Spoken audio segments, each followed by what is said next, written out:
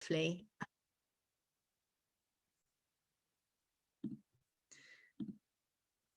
Oh, I don't know if Nessa or Neo are able to just allow me to share my screen. Yes, you're allowed now. Thank you. No problem.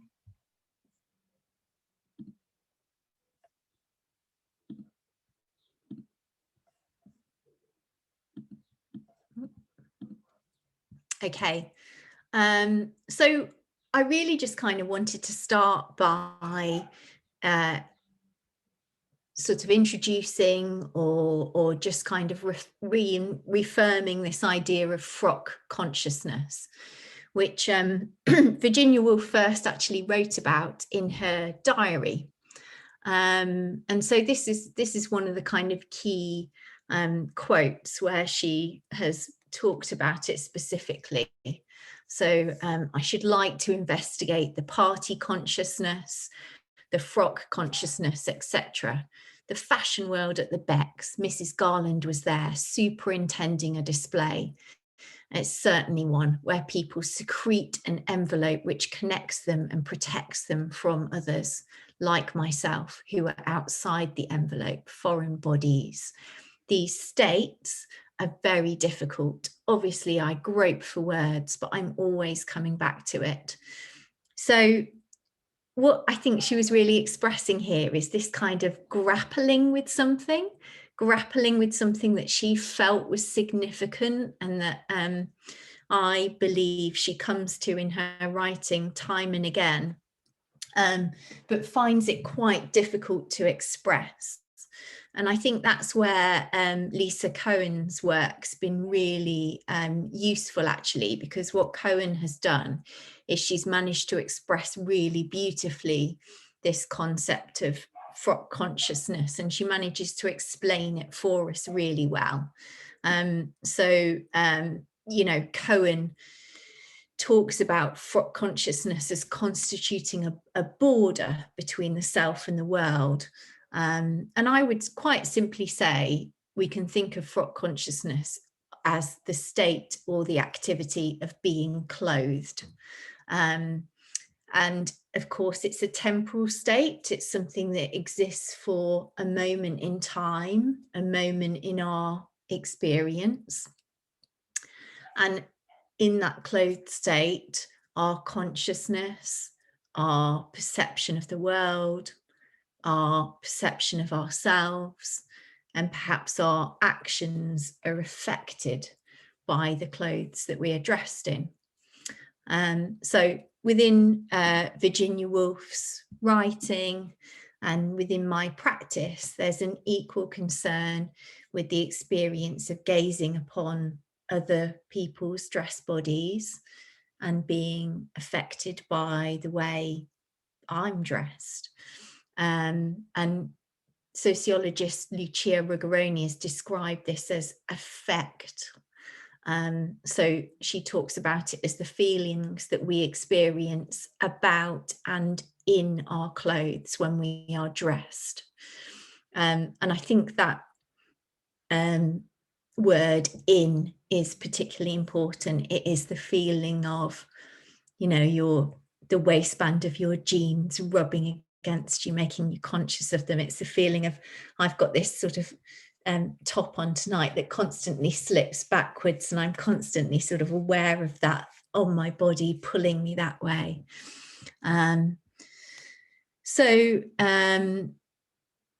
I would also just kind of say that when I talk about frock consciousness, I think of it as not just clothing, but as extended to makeup, hair, and even scent. So all of the ways in which we might fashion our bodies. So, I mean, just to kind of show you briefly, I've explored this within my work in different ways. So there was a series of work that I worked on around about 2006 to 2008, where essentially I followed people and I photographed people paparazzi style when I was interested in their clothing, when they provoked me in some way or just kind of sparked my curiosity.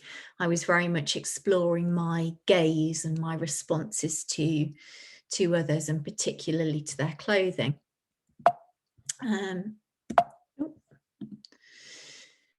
And then another piece of work, Embodied Memories, was using oral histories, so getting individuals to talk to me about pieces of clothing that had been significant to them but that no longer existed, and then using their descriptions, their recollections.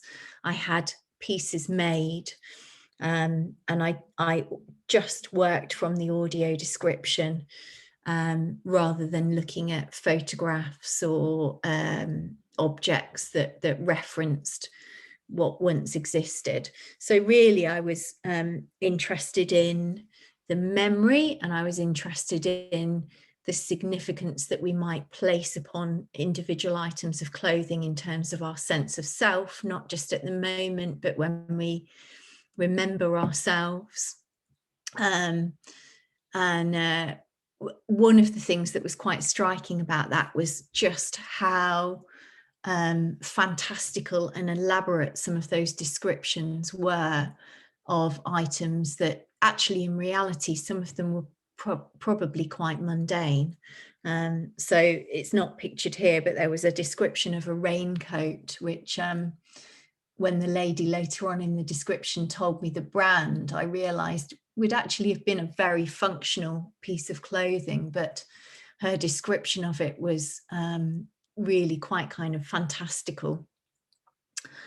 And then finally, the other piece of work that I talk about in the research catalogue exposition that was attached to your pack was fashioning as and by another, and it's a piece of work where I gave over my bodily presentation as much as possible to other people. So first of all my sister Sarah, and then secondly somebody who I've called Marie, who was a professor based in Vilnius. And it was quite an extreme process, actually, even using things like their skincare products, their hair care products beforehand, their scent, and quite kind of unsettling, actually, to be very honest with you, in terms of feeling like I couldn't adequately perform within my field when I had given my bodily presentation over to somebody else to control. So, I mean, that was just a kind of super brief. Oh, let me just get you all back on my screen. That was just a super brief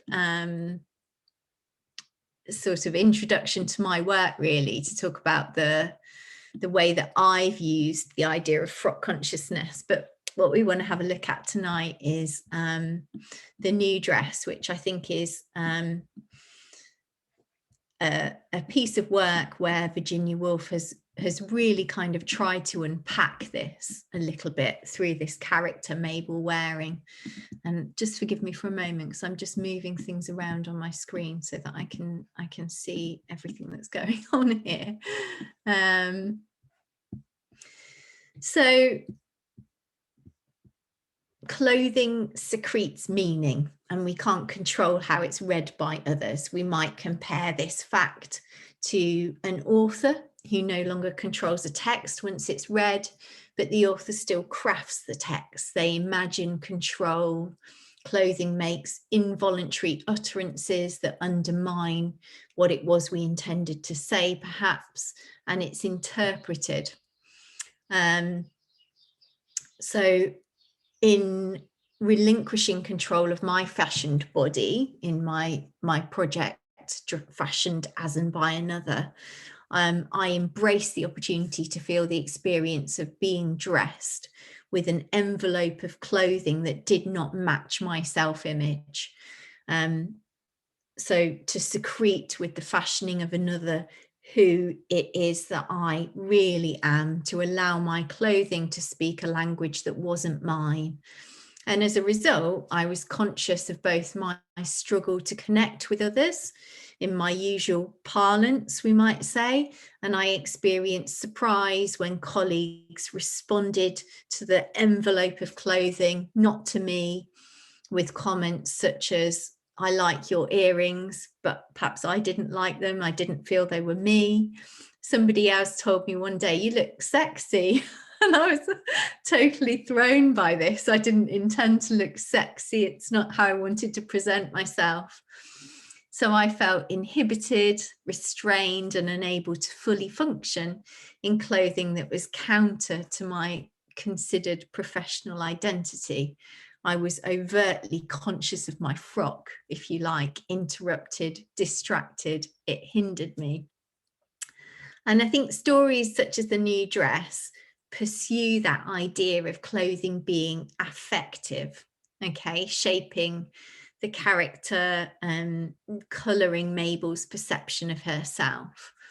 And so to begin with, I just wanted to ask you all what your sort of instinctive reactions were to Mabel and the situation that she finds herself in the new dress. So I don't know if anybody just wants to sort of jump in there. How did you kind of feel for her?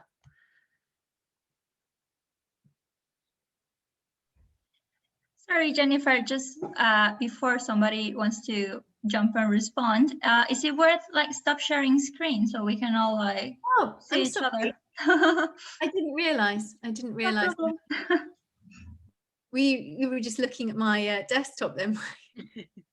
Okay, sorry about that.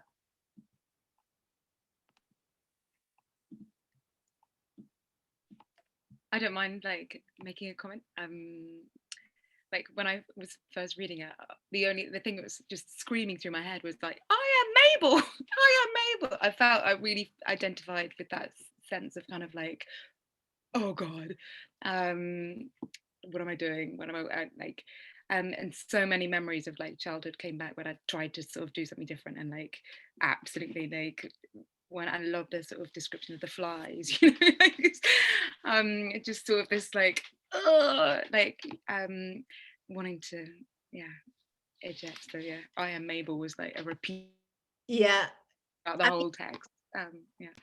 Did anyone else feel like that? Did anyone else really empathize with it? Yeah, I actually sort of thought the same thing, and I think most of us have probably felt the same, especially at an event where you're maybe unprepared for what you're wearing. I thought it was quite funny how changeable it can be as well. I had an experience where I was quite used to wearing a certain pair of shoes. I was quite happy with them, and I one day wore them to the Connaught, which is quite a nice hotel in London, and then suddenly it was like something I was really comfortable in beforehand in a new space became something that I just thought, oh my God, my shoes are so cheap. I have to go home. I don't belong here. People are going to notice I don't belong here and I'm going to have to leave. And I think it's quite startling how, you know, she kind of says in this passage, she's 40 years old and she's berating herself for how she feels about this when she should have bigger things in the world. And still it sort of doesn't matter how mature you are or how used to your clothing you are. You still kind of have those little moments where you think, oh, I'm not me, I am my shoes, or I am my dress today. Gosh, I think that's a really sort of interesting observation and an example there from your own experience. Yeah. I mean, anybody else kind of feel for Mabel in the same way or have had similar experiences? Yes. If it's okay, if I add something, I think many people would recognize themselves in things Mabel describes. But when I reread the story, the first time I read it was a couple of years ago, and when I reread the story, I kept on thinking that she actually is a heroine in the sense that for me, what's like the a very important concept in the work was when she said that she that there was an orgy of self-love, in the sense that there's so much autonomy in what she tries to do, and it's like bettered out of her. And I had the sense like, oh, this is what wearers experience all the time, that this kind of sense of autonomy is bettered out of us. We're doing it to each other. The fashion industry does it to us. And to me, it felt like, now I reread it, like she's actually a rebel. Yeah. Yeah, she's certainly trying to be, isn't she? Yeah. That's the intention when she has that dress made, to be really her, something original. Yeah, interesting. Anybody else want to sort of chip in? I kind of thought about how powerful like an outfit can be. Like when I was reading, I was just like, this is exactly how I feel. Like if I feel like my outfit feels out of place, or like I don't feel comfortable, and it just makes, that's all I can think about, as like superficial as that sounds, I guess. I realized the power in dress, honestly. Like when I was reading, I was like, yes, like this is me. Like especially in first year of uni, I feel like whenever we would go out, this was like 2017, everyone would wear like black bodysuits and black jeans, and I used to feel like if you weren't wearing that, like I would be like, I don't even like this. This is not me in any way. This is not what I would wear on a day-to-day basis, but I felt like I had to. So I thought of that as like, I was thinking of that when you guys were talking as well, and how honestly I think because of the past year, I think people are caring less about their uniform, like kind of coming to terms with their own style almost. At least that's what I see on Instagram. I don't know if we'll revert back like having a particular kind of uniform to go to different places, but that's what I was kind of thinking about, like in relation to how it is now almost. Does that make sense? Yeah, it makes a lot of sense. I think it's really interesting, isn't it, how the pandemic's changed practices, and it's perhaps changed dress codes in some way. And you're right, will be interesting to see how that shifts, or whether it does shift back or shift in a different direction. Yeah, absolutely. Yeah. Anyone else? Did anybody sort of respond to it differently to the way anyone else has described? I was thinking something that really struck me was how the dress that she's wearing and how she feels about it doesn't necessarily just change how she feels about herself, but also changes how she feels about the room and everyone else who's in there, and not only the place where she is at that specific moment, but also an experience that she has had earlier when she's in the room with her dressmaker, and that looking back on it, that whole experience changes as well, which I think makes the role of dress in this particular story so incredibly powerful, that it even goes beyond you as a person and you as an individual, but includes everything kind of around you. That I found that really fascinating. Yeah, absolutely. That kind of moment that starts to kind of dismantle and make Mabel kind of distrust her past experience even, and her past judgment perhaps. Yeah, absolutely. Did everybody empathize with Mabel then, or was there anybody that sort of didn't, or responded to it differently? Can I go? Yeah, of course. I totally empathized with her, and also I think the way the text was, it was so, I the thoughts were so loud, and this is exactly how it is when you're really conscious about it, and it just felt, I was reading it breathless, like I was overwhelmed when I was reading it, and I think the text was quite sensorial. Yeah. And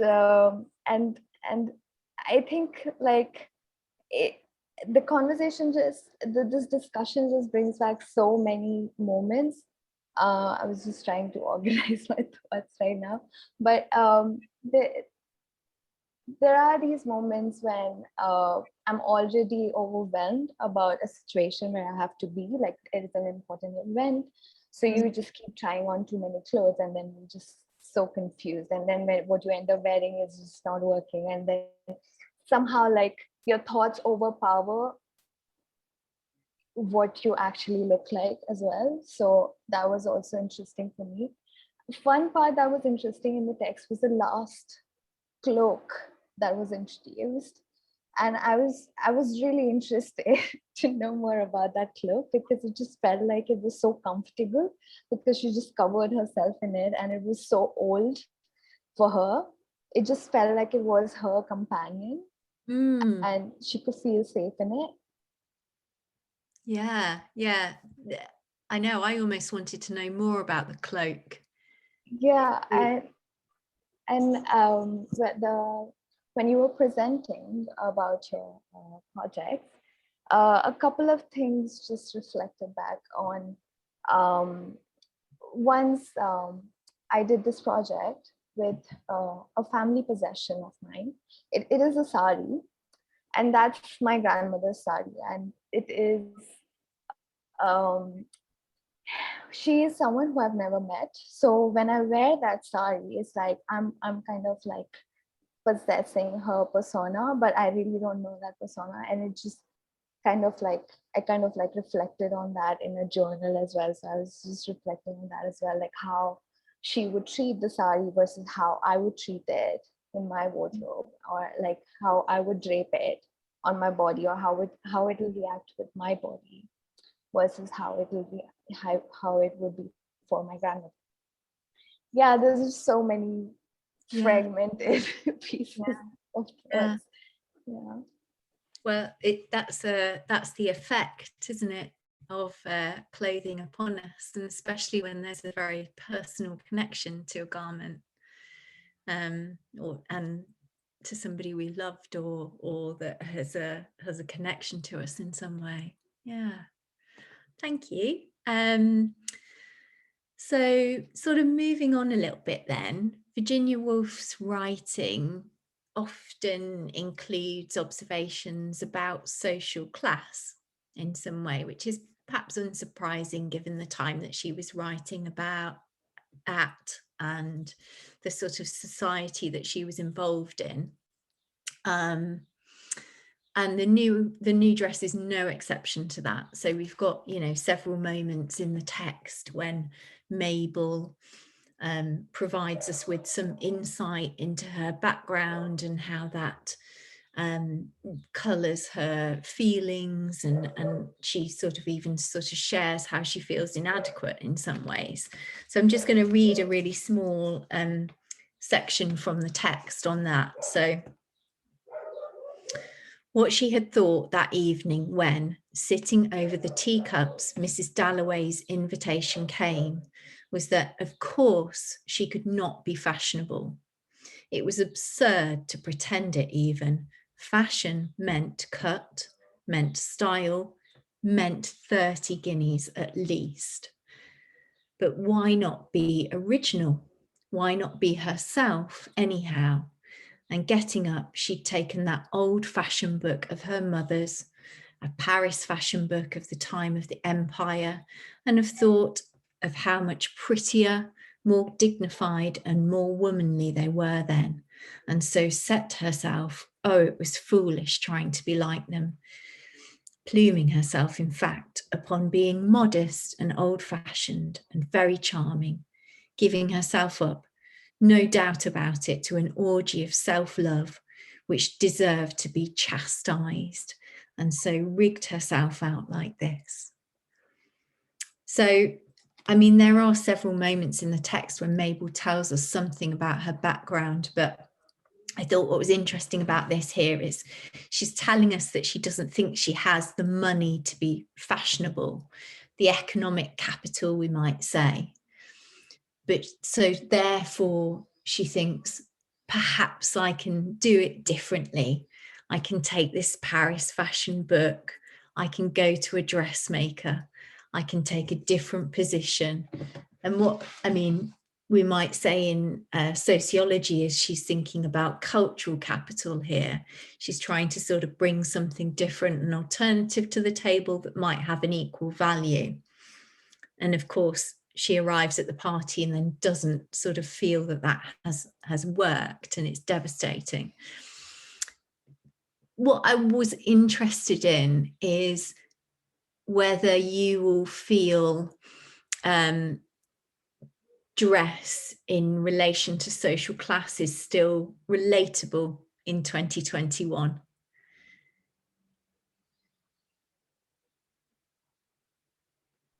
I have an interesting I'm just trying to think of one of my friends from uni. She actually did her final year dissertation on how people like, I guess upper class, like middle class people are appropriating working class fashion. So I think that's really interesting that it's kind of going reverse. So people are wearing like chavvy clothes, like kind of taking inspiration from, like not even inspiration, they're appropriating like northern kind of style, like from Manchester and Liverpool. So I thought that's really interesting in terms of what you're saying about social class. So I think it's interesting how in 2019 is when she did her work, when she kind of started her like observation.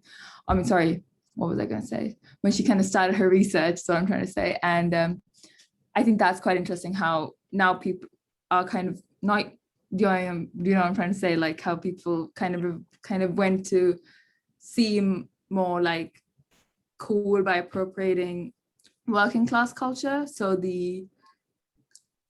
I don't even know, like the trackies, the joggers, the trainers, the black Air Force ones, kind of appropriating street culture, streetwear in that sense by appropriating northern fashion. And it's such a complex area that we're beginning to touch upon here, because of course there's a very specific sort of class system within Britain. Yeah. There's a very specific class system within India. And then I think in some parts of the world it's less so, or it's distinct, but it operates in different ways. So I mean, there's a cultural layer here as well that we could talk about. But yeah, you're absolutely right that we are sort of seeing that currently within the fashion system. Yeah. Anyone else? If I can add something to this. Hi. Yeah, Finally. Introduce yourself as well, because you didn't get the chance earlier. So I just asked everyone to say their name and what brings them to the session, if that's okay. Okay. So my name is Irene. I'm from Italy, and I currently work in a museum of contemporary art. But I studied museology, and then I applied museology to fashion. And then I'm currently working as a fundraiser, which is a totally different position, but I really enjoy making projects possible and finding funds. That's what makes them possible. So, and I'm here because I actually met Nesta at a conference a few years ago. And then I've been following Wearers since the beginning because I'm really passionate about the entire project. And what I wanted to say was that in Italy, we are also a bit classist sometimes.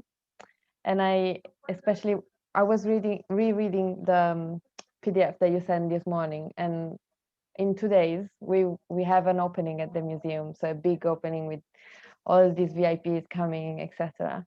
And I was imagining me there going exactly like her. Because of course I'm at the lowest level of the museum staff, you know. So I will be there welcoming all these people, and I was thinking there will be a difference, you know. And I think sometimes in this occasion, which was something that Maple didn't do, but possibly she could have, was like identify yourself, like I'm different, but it's okay. Because that's what I'm planning to do, for example, on Thursday, is that just because I will have like the badge saying my name and that the role that I have and everything, that will be like my, I would say, excuse to not be as fashionable as the other people, or I don't know, just because I will be younger, I don't know if I'm explaining this, but in my mind it's really related to what we just read. And yeah. I think what you said was really clear, actually. And I mean, I wonder, almost 100 years on from Virginia Woolf writing this short story, whether we have got better skills and tools to sort of reconcile feeling different, or feeling that, you know, I'm entering a space where there are people that aren't like me, but that's okay. I don't know. Does anybody else want to sort of chip in? Is it still relevant? Oh, please, Hannah. So kind of going on to what Zara was saying earlier, and I suppose it kind of goes with this, I think coming to the UK as someone from Canada, I come from a place where the only real class system is sort of economic or not. So you have people dress in designer brands because they're economically able to. So that's what sets up the two classes.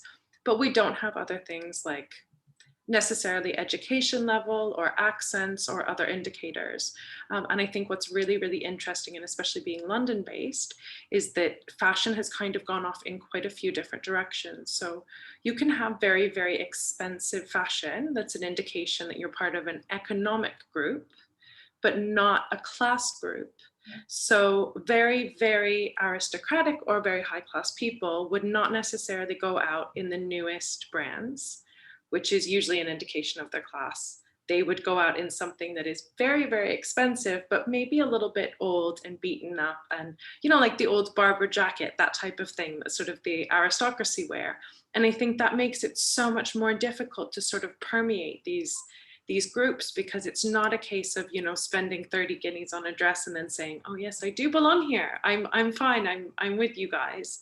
It's kind of saying, well, there is an element of like, that's very garish, or that's too much, or it's too showy. And so there's this sort of underlying, you have to bring another element of cultural capital into these, that's essentially about style, which are really, really unspoken rules. And I think that that's almost become an even more difficult thing to, I don't think that we've necessarily gotten better at bridging that gap. We've added more difficult layers to kind of keep the status quo where it is. Yeah, gosh, I mean, I think you're so right. That's so insightful. And I mean, I just have to say, it sort of reminds me of, you know, Pierre Bourdieu's work about habitus and field. I don't know if anybody's familiar with that, but he talks about, you know, habitus being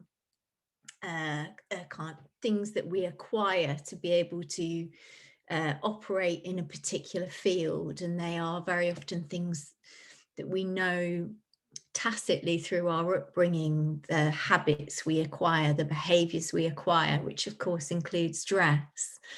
And, you know, as Hannah put it so beautifully, actually, that kind of, it's not just about spending 30 guineas, because you might spend 30 guineas, but it would be garish to this certain set of people. And that's that tacit space, isn't it, that is so difficult with dress. Yeah, anybody else kind of want to chip in on that?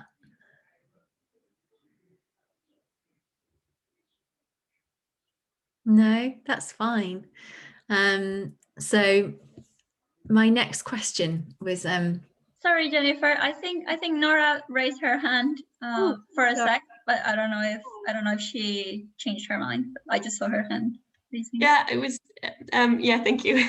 You know, just quickly, I was thinking about this, and not but I wasn't really sure about it, actually. I was thinking that maybe something I've always found very interesting, but I can't really prove, is yet whether something has changed in terms of what kind of fashion communication we see and read in relation to kind of class, in the sense that historically it's been more difficult for some groups to have access to, for example, fashion magazines, or the kind of media that kind of dictated, or at least reflected, what fashion was or was going to look like.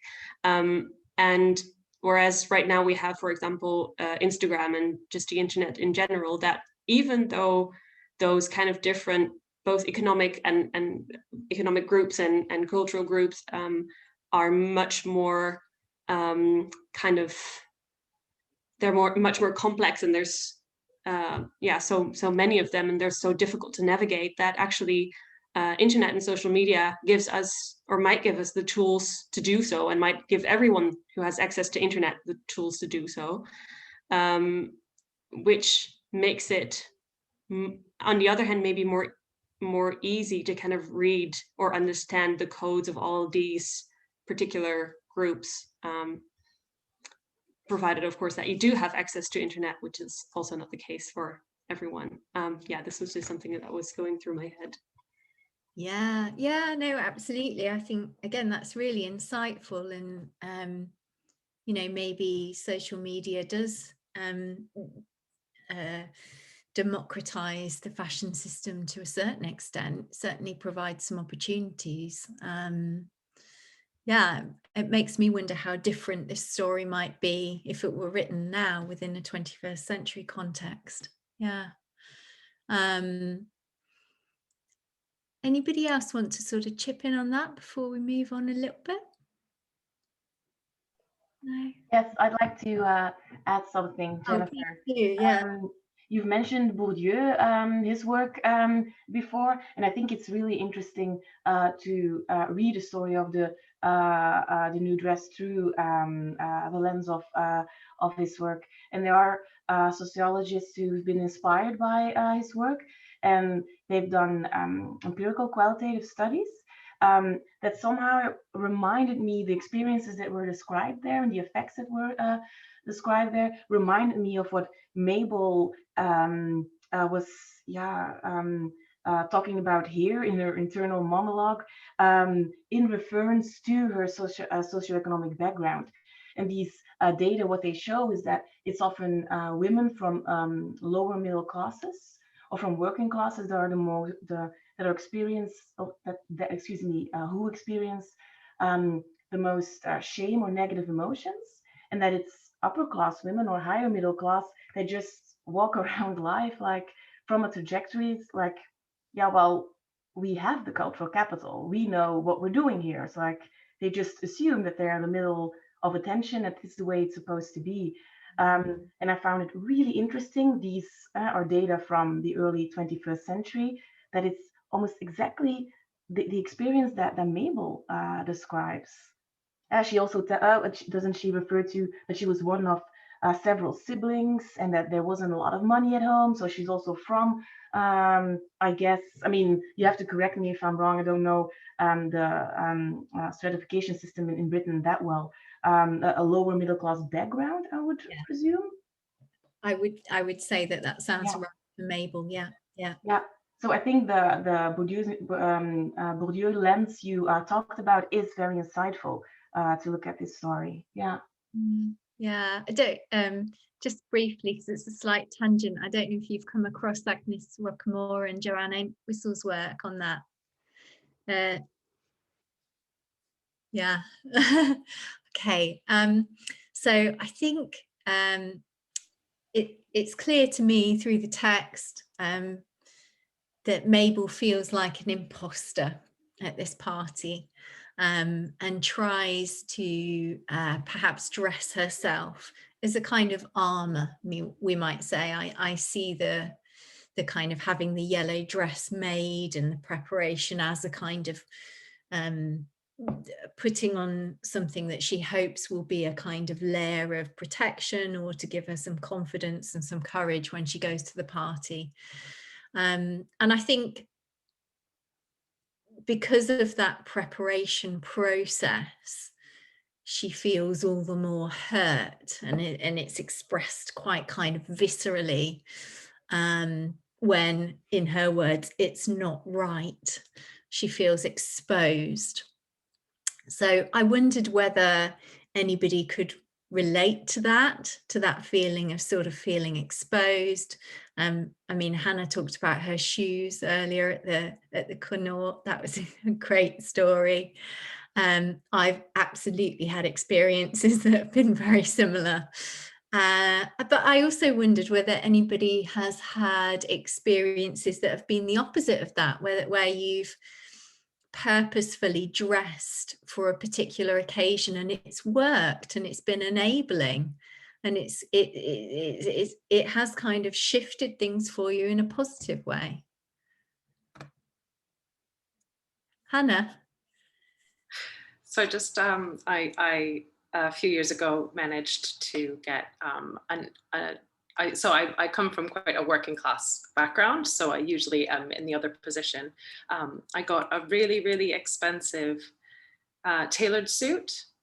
And it's really funny because I said, when I put this suit on for every job interview, for any major event, and everybody treats me differently, I treat me differently, I suddenly become a lot bolder, probably a bit more masculine. And it's just like a whole new person. It's like the best version of me. And if I could just have one of those suits for every day of the week, that's what I would do. But I don't think it's going to happen anytime soon. But it's really incredible how different people treat you, I think, when they see that you're wearing something that is kind of that level. It's you know, and I don't think people really understand what it is always that they're responding to, but it's quite startling. And I mean, do you think they are really responding to the suit, or are they responding to you in the suit? I think it's kind of a combination of the two, because as you know, like if you're wearing really nice shoes that you've saved for, or a nice dress that you've saved for, it's really difficult to untie those things, whether you just feel better because you know you've put the effort in, because you know that other people have said, yes, this is the nice thing that you want and is difficult to acquire. But then when someone else notices that it is a nice piece of clothing, you always kind of think, oh, there's a good person with a good eye. We've just validated each other, and sort of have a loop of kind of saying, okay, that's good fashion. We recognize this, you know. So I think it's kind of both, isn't it? But I suppose we've all put on a really, really lovely, maybe expensive dress or something and thought, oh God, I look terrible. And so maybe it's not just the item of clothing itself. Yeah. I want to see the suit now. Jenny, did you want to chip in? Yeah, I was just going to chip in and just say, like, how you wear it often is kind of a really big thing as well. Like, often I've felt my best if I've got something that I feel really comfortable in, but I've kind of played it down a bit, or I've done something else to it. So putting on like maybe like a fancy dress, but having like it with trainers, or something that makes me feel really comfortable and it makes me feel like I've done it my way.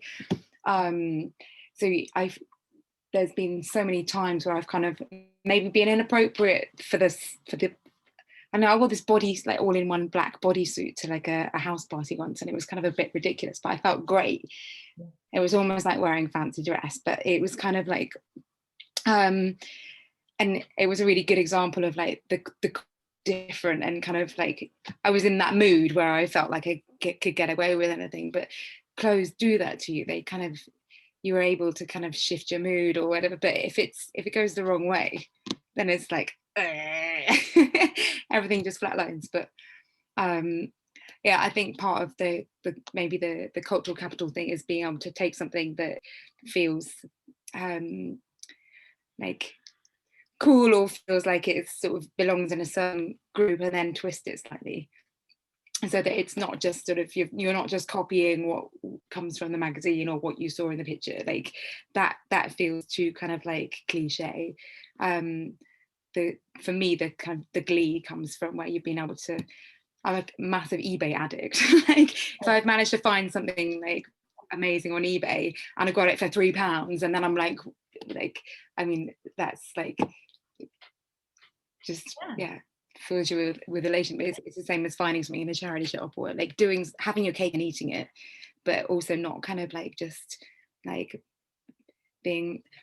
And the other thing I wanted to say about sort of like things like the Kardashians, and how, so I've spent many years teaching in secondary comprehensive schools, and the amount of kids that come from nothing but like covet like a super dry coat that costs hundreds of pounds, and they all wear the same thing, and it's like vile. Like, and there's this kind of like absolute contrast that like others have mentioned before about in class, about wanting to like buy something that they then is like a piece of uniform that then makes them feel like they're kind of included in, and the contrast between that and the like the wealthy that don't make an effort because they're sort of blissfully confident about life. Anyway, it's the middle ground that is the really, really tricky thing, I think. Yeah, no, I think what you say is really interesting, because I guess what we're talking about here is the practical application of cultural capital, aren't we, through how we wear it. So it's having that knowledge to sort of understand what the gem in the charity shop is, or where you find the great thing on eBay, and then to be able to fashion it on ourselves, or to fashion ourselves with it. So that practical application of the knowledge. Yeah. And I have a 12-year-old son, and so I can identify with what you talk about in terms of teenagers. And actually he just wants to fit in. That's you know, I don't know if anybody else can sort of identify with that, maybe from when they were younger, but he absolutely dresses to blend in. Yeah. Anybody else have any experiences of Irene? Yeah, I just wanted, because the first question that you started with was like, have you ever wear something as an armor and then it reveals as something more? And then a couple of years ago, I had this another event where I was supposed to present, and I'm very aware of that I have a bit of a belly. I don't know, I would not say I'm chubby, but I felt like it. And everything that I had in my wardrobe at the time wasn't fitting, of course. I was looking at myself in the mirror the day of the event, changing ideas by the minute. And then my mom came into the room and said, do you want to look in my wardrobe maybe? And I found out this dress, which I will show you, is that one that you can see in the image. Lovely, you look great. And I fell in love with it. And then of course I dressed it like an armor, because it was fitting so well and it wasn't showing my belly. But then the day of the event, nobody said something like, oh, you're so skinny in the dress. Everyone was complimenting on the color or on how beautiful I looked in general. And the image that I just show you became the professional image that I put everywhere, because I'm presenting, it's an official event, I'm dressed nicely, etc. So that's the turnaround of the event. So at first it was like, that's my shield from everything and from my insecurities. And then this dress is my official dress for every special event in my life. So I just wanted to share this with you. Yeah, no, that's really interesting. Does anybody else have an official dress or an official outfit that they wear that's their, you know, their work thing, or their particular kind of sense of professional self? Yeah. Oh yeah, I think I probably still pronounced your name wrong, but Yeah, Aurélie. Aurélie. Aurélie.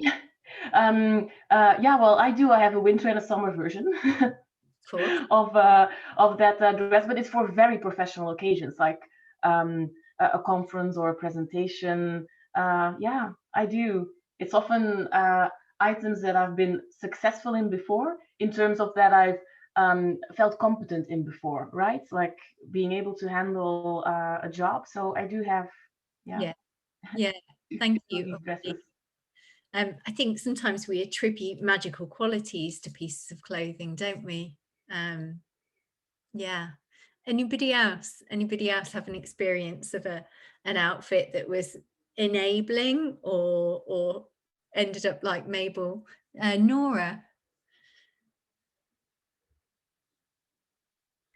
Yeah, so I think it's just general, like quite a few years ago. I don't know if it's like randomly happened that like I started wearing like men's clothes, and like how I kind of noticed that like I feel much more feminine in like men's clothes, because like if I wear a dress, which I never do, because I never really feel like feminine, or I never really feel like myself in a dress. So I kind of started wearing like more like just big shirts, and like more like looking into like the men's section, and like how much more it makes me feel me, and like how I can relate to some of the like men's clothing more than like female clothing. And also I think it's kind of started as like a couple of years ago I applied for a job, and I was really desperate to get a job at the time, and it was for like a tailoring like fashion brand in Marylebone, just like absolutely have nothing to do with them. So I just have to somehow as a person relate to the brand. So like I started doing the research and I was like, I realized like, oh, sort of Annie Hall. So that's going to be like my kind of way into the whole thing. And like on the interview, I started talking about like Annie Hall and like just kind of make it more personal. And like it sort of worked out. I still didn't get the job, but it kind of worked out. And like the outfit I put on, and like with the whole kind of image, I think how I wanted to represent myself, it worked. So yeah, it was kind of like a good experience at the end. So yeah, and kind of learned something about tailoring, which I didn't know before. So good, yeah. So you retained that Annie Hall image then, did you? Yeah, I think so. Yeah, I think I kind of had it before as well, but I think like when I got into it, it kind of like just kind of clicked that it's probably very much like represent me as a person, or like I enjoy kind of, I don't know, like experimenting with like men's clothing, how to make it my own. And like I just find it really fun, to be fair, and like how to style it, or like how to work with the colors as well, or anything. Yeah, it's interesting. Yeah.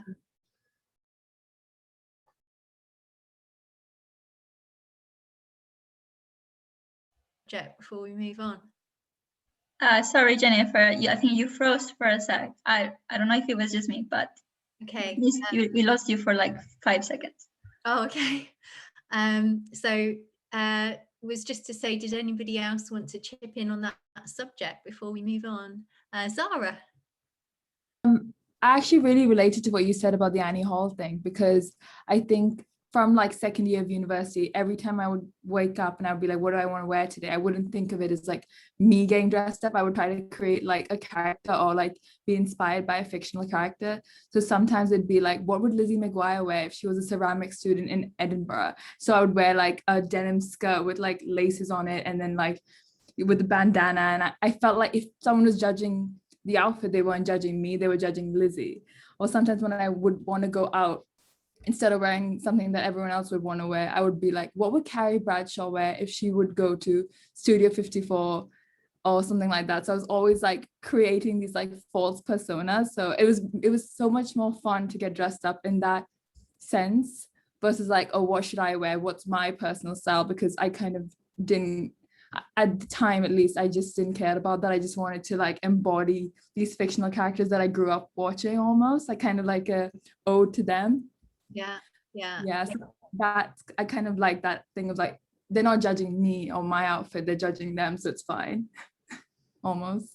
Lots of people were nodding while you were saying that, Zara. So do the people have sort of fictional characters or particular people in mind when they get dressed?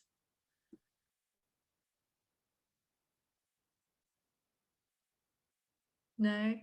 Okay. Yeah, Nora. I think I've spoken a lot. Oh, go on, Jenny. Who do you have in mind? I'm curious. Oh, well, I was really nodding because there's definitely something about who are you going to be today.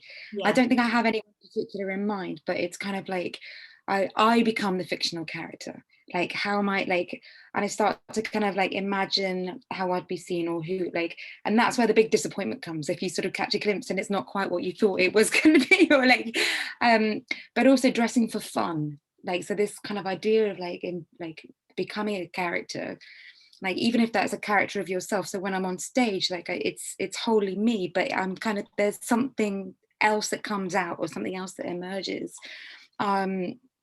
And like the playfulness with that is really, really important, and so entwined in how you present yourself and what you're wearing, and then how that makes you then feel. And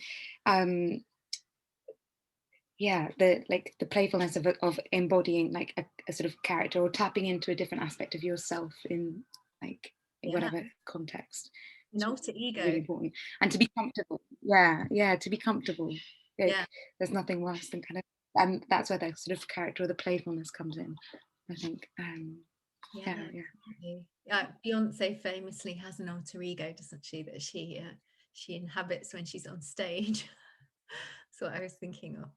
So just kind of going back to the new dress and thinking about the ending, I wondered what you all thought about that ending, and whether you liked the ending or whether you wanted it to end differently. Any kind of thoughts on that? I don't know if you want me to remind you of the ending. So Mabel leaves the party quite early. It's too early to go, said Mrs. Dalloway, who was always so charming. I'm afraid I must, said Mabel Waring, but, she added in her weak, wobbly voice, which only sounded ridiculous when she tried to strengthen it, I have enjoyed myself enormously.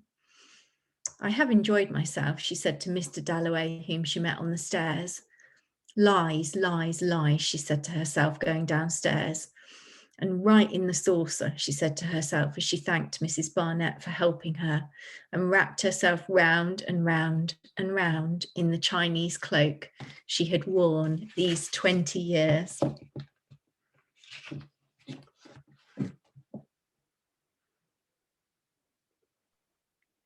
Can I start? Yeah.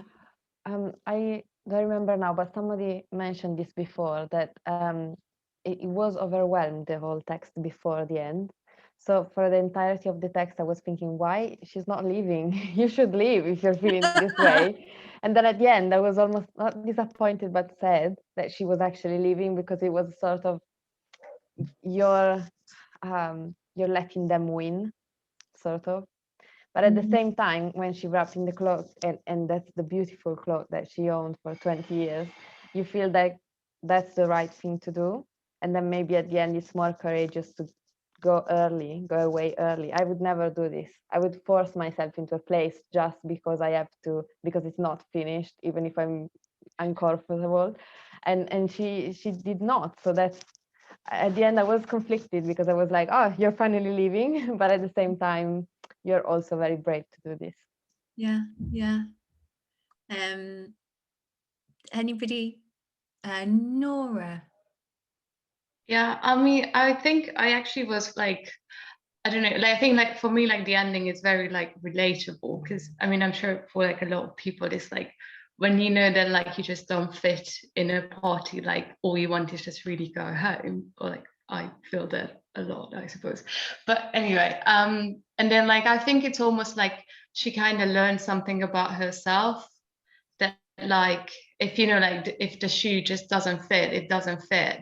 And then like it's kind of almost like an acceptance towards herself, that who she is, and like not forcing something on herself anymore because of like the social pressure of things or anything. And I don't know, I find it like very relatable, and in like in our days as well, or like in any time really, I think. And I like that, and I think I find it quite like more like rebellious in a way, especially if I think of like at her time leaving a party early. I think it was, even now, like you feel a bit awkward if you leave early, like, but imagine like at the time leaving earlier, it must have been like, you know, quite a big deal. So yeah, I think it's quite a courageous thing what she did. So yeah. Hannah, thank you, Nora. Yeah, I agree. I sort of felt relieved for her. Hannah, I think you wanted to say something. At first, I kind of read it in that same way, that it was quite hopeful. But I think kind of reading through it again, you realize that like the way that she's positing all of her feelings are the way that she thinks other people might be thinking about her, even if she can't prove it. So she kind of goes in, she likes the dress, she thinks it's bold, then she hates the dress when other people see it. She's kind of constantly flipping back and forth between what everyone else is doing and thinking about her. And then in the final paragraph, even though she says, you know, she's kind of escaped the party and seems to be doing something better and she's dreaming of a new life, what she's also talking about in there is like finding a new book, having some, you know, joining maybe a religious order. And it just kind of highlights again that she almost needs someone to tell her like where to think and what to do. And I don't know that I mean, it's great that she's left the party, but you also kind of feel like she's a bit untethered and she needs sort of someone to tell her, like, this is the way you should do your life now, because she's not happy with what it is, but she's also doesn't really know what to do by herself. Yeah, absolutely. There's a real sadness, isn't there, for Mabel? Yeah. Jenny, I think you wanted to chip in.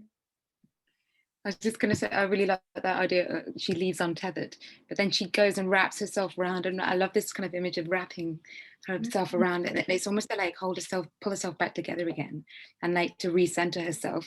But there's also something kind of crushing about that. It's almost like kind of, this is like, I'm going to like put myself in a straight, or like mummify, like, you know, you're sort of like wrapped around in something and you can't move. Like, there's the comfort, and there's this sort of absolute kind of go back into your cave, into your den, into like this sort of homely place. But there's also something kind of like you can't quite move. I don't know, like that maybe the untether, like pulling it back in together again. Yeah, I don't know. But I wanted to know more about the cloak too. It's sort of we all have our like safety blankets, like sort of, and quite literally. But it's sad when we sort of want to throw them off, and then like we go back to them. Maybe. Yeah, no, absolutely. And I had that sort of vision of a comfort blanket as well, with the description of wrapping round and round and round. But I mean, again, Hannah mentioned this earlier, she's a 40-year-old woman, and we're being reminded of something that might be seen as quite childlike in the comfort blanket there. So maybe that indicates something about her character as well, that we all feel a bit uncomfortable with, maybe. Or you know, I think there's both. For me, I can identify with it in some ways, but I you know, also feel uncomfortable with it. Anybody want to add anything else, or have any final Aurelie? Yeah. I have the sense, I think Jenny mentioned it as well, that the cloak is next to the dress she had made and the other more fashionable attire of the other people at the party.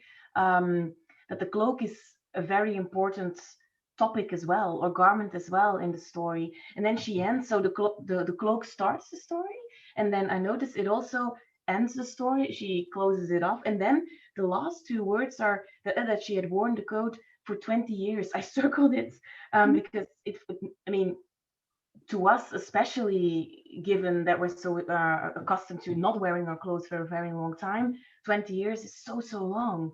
Again, it also, perhaps I'm reading too much into it, and or perhaps it's also, well, perhaps a bit an aspirational reading. I have a sense that she was a rebel, a heroine, in terms that she was practicing autonomy in the fashion system. But the fact that she has been wearing that coat for 20 years, also, again, to me, it shows something of a resistance towards a system she takes part in, a system that she doesn't have the sense that she is allowed inside. I don't know. I would love to ask Wolf herself, like, why did you close off? Why is it important that she has been wearing that coat for 20 years? I know. What do you think? It is amazing. And I think also the description of it being a Chinese cloak. Yeah. I want to know more. So we've got just a few minutes left. I don't know if anybody wants to kind of make any final observations. Anybody, you know, has anything sort of burning that they wanted to share about the text, or?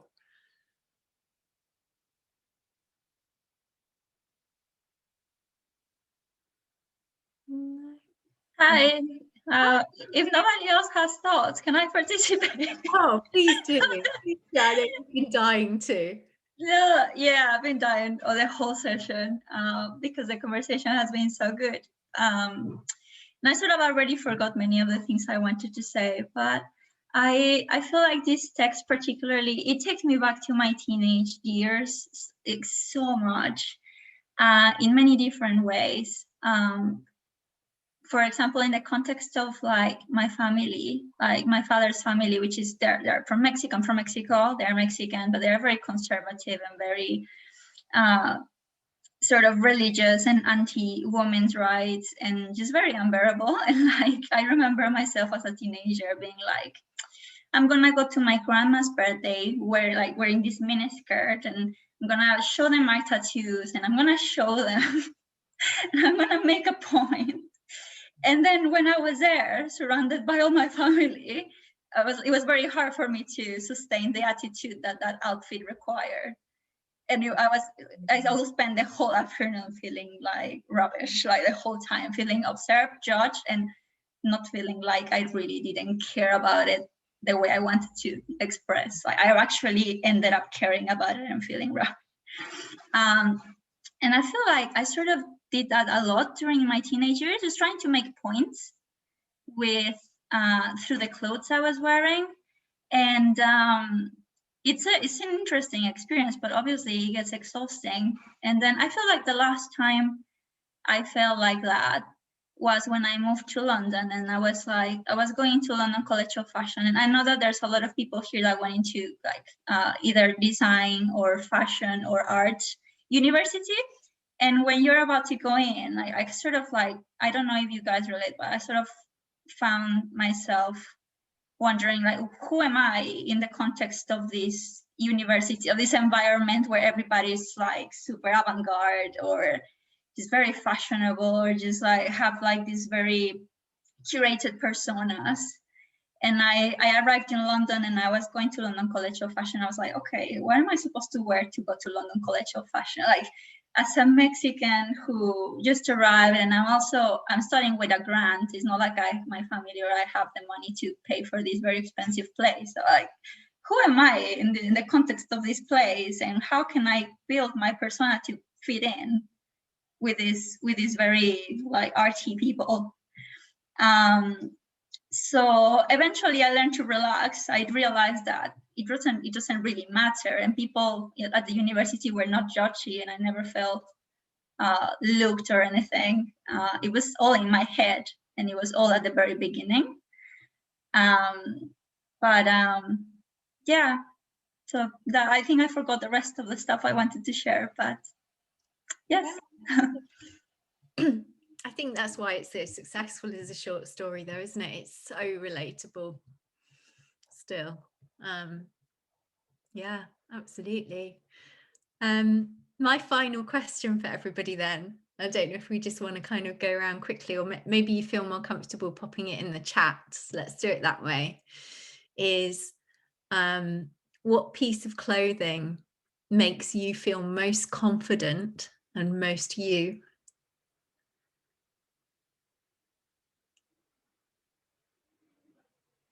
I'm going to let everybody pop it in the chat as we kind of finish off.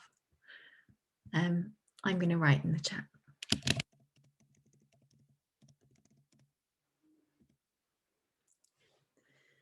My trench coat.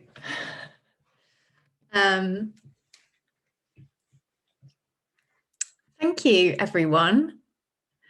It's been really enjoyable. I could actually just carry on talking about this all night and chatting to you all. It's been a real pleasure. My black dress, my Marni jeans, Marin's jeans, my suit, turtleneck. Oh, I love the simplicity of that. Yeah.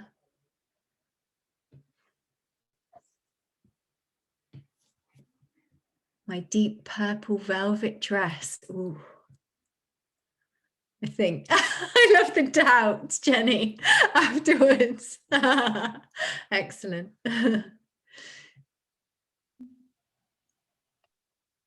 My white go-go boots. Wow. I want to see all of these outfits.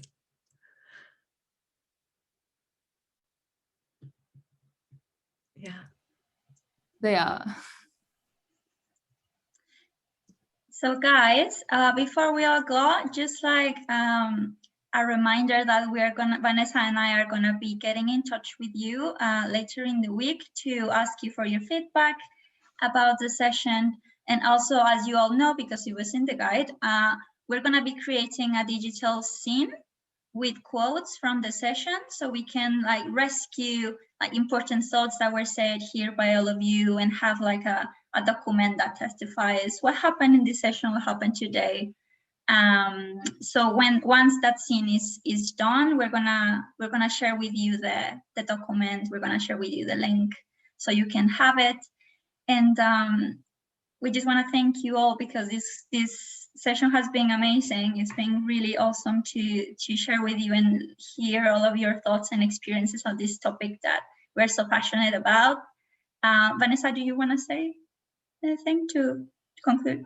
Yeah, I just want to say thank you for everyone, for all of you, for contributing. This was very fruitful. I was just listening in the background, but as Naomi said, you know, she just wanted to jump in. But I'm just happy to see that, you know, the community actually exists, that we're building, and that you all hopefully have some takeaways from this. And yeah, thank you. And thank you so much, Jennifer, for moderating the session and for sharing your research with us, and like helping everybody just express themselves and like share their experiences, and for like helping us build a conversation. Oh, I've loved it. No, it's been great fun, and I've really enjoyed meeting everyone here and hearing your experiences, and really pleased that you could all come along. So yeah, thank you. Well, take care, everybody. Lovely to meet you. We hope you enjoyed your time. Bye-bye. Bye. Thank you. Thanks, everyone.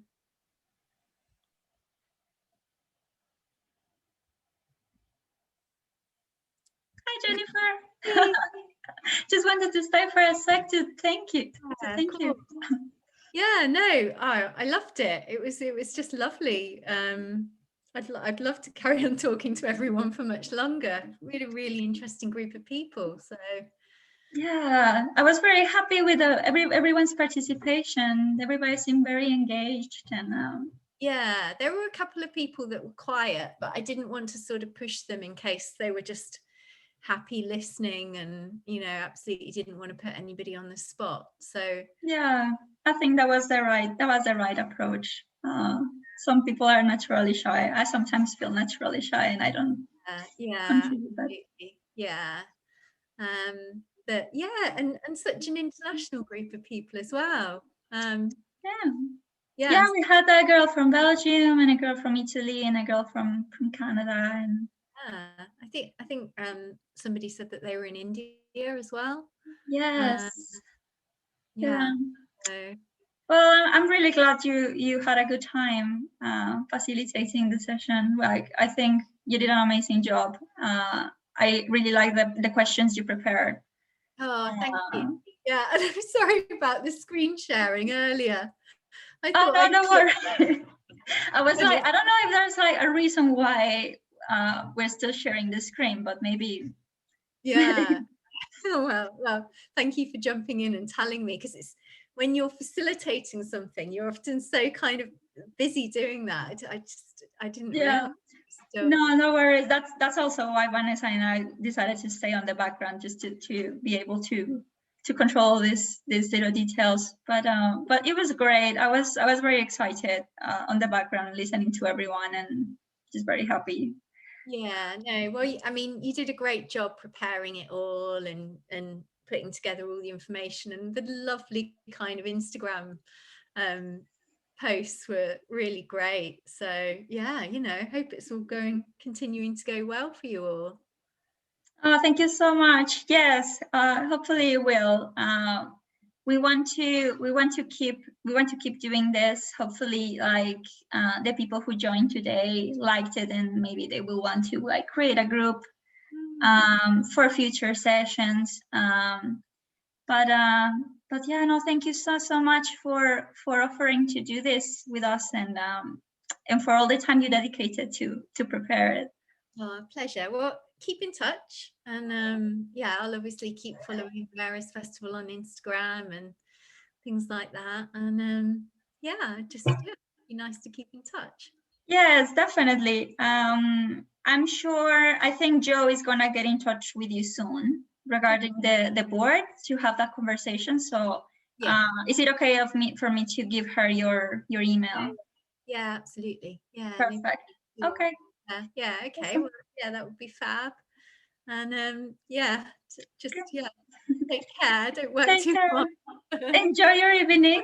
And you. Bye Take bye. care. Bye. Yeah, thanks.